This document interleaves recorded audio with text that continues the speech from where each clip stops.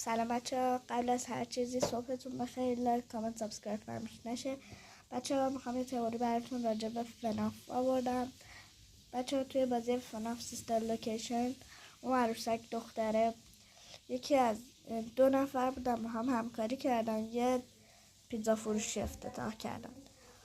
اونا یکیشون یه دختر مطلعی داشت.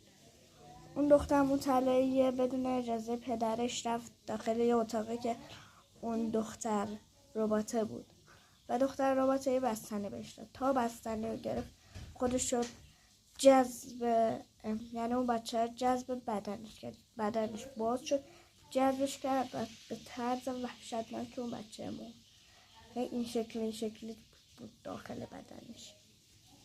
این میزد تا اون عروسک نفرین شد